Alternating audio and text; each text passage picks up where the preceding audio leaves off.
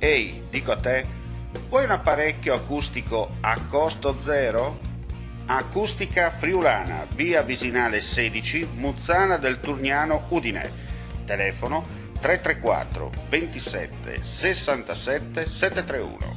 Test dell'udito direttamente a domicilio, semplice e veloce. Pagamenti su misura. Non aspettare di non sentire. Campagna di prevenzione dei problemi uditivi. Acustica Friulana. Test dell'udito direttamente a domicilio, semplice e veloce. Un'occasione da non perdere.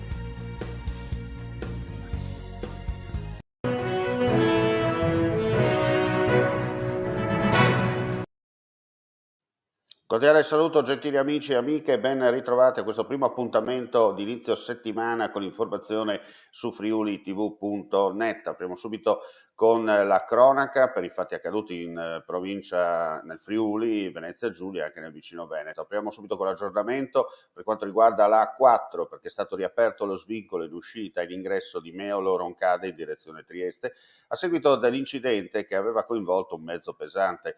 Il sinistro si era verificato poco prima delle 9 di oggi. L'autotreno stava affrontando una curva quando si è imbarcato e ha finito la propria corsa appoggiandosi sulla barriera laterale dello svincolo e a un palo della illuminazione.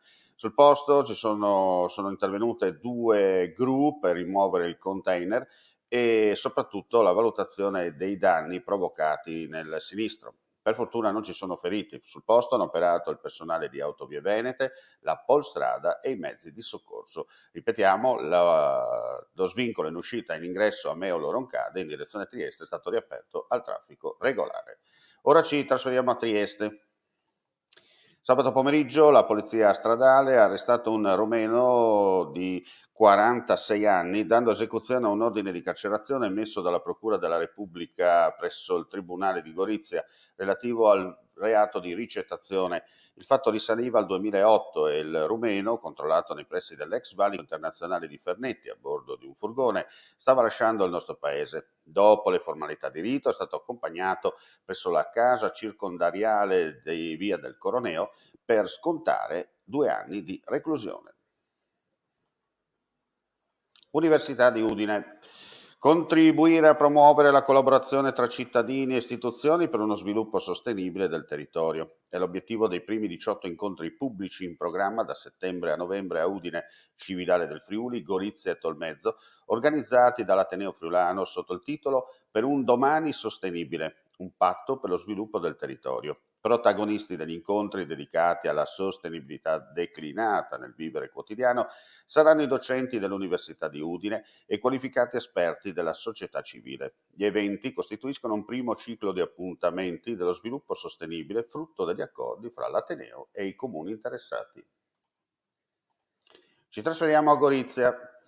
Siamo ripartiti a piccoli passi e con una sola ed unica serata per riportare il folklore in città. Ovviamente questa manifestazione non ha nulla a che vedere con il Festival Mondiale del Folklore di Gorizia, ma è un messaggio importante che volevamo veicolare, cioè che si può e si deve ripartire nel rispetto di tutte le limitazioni imposte dall'emergenza sanitaria.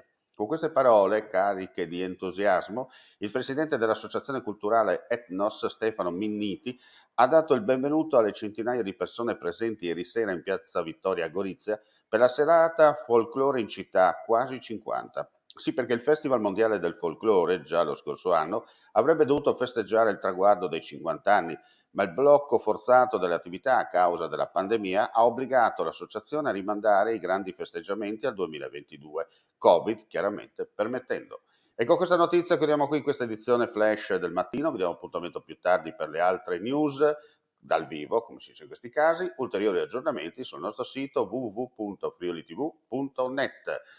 Buona mattinata a tutti e alla prossima. Vuoi assaggiare una birra dove al suo interno scopri la specialità tipica friulana? Lumi Beer, il prodotto ricavato in 20 ettari di terreno coltivato orzodistico, biodiversità, performance ambientale. Lumi Beer nelle sue 5 versioni disponibili, 4 per consumo veloce e dissetante e la versione Magnum per intenditori. Lumi Beer si abbina a qualsiasi palato. Lumi Beer è un prodotto esclusivo Azienda Agricola Pancera, il buon seme, i buoni frutti. Piano piano, tutti assieme, ce la stiamo facendo. Questi giorni ci portano più speranza, più fiducia. Uno sguardo che finalmente si alza verso il futuro. Per ricominciare con la tua attività, con la tua professione, per allargare i tuoi orizzonti, ricomincia con noi. Contatta il nostro ufficio pubblicità. È il momento giusto per ripartire insieme. Chiamaci ai nostri contatti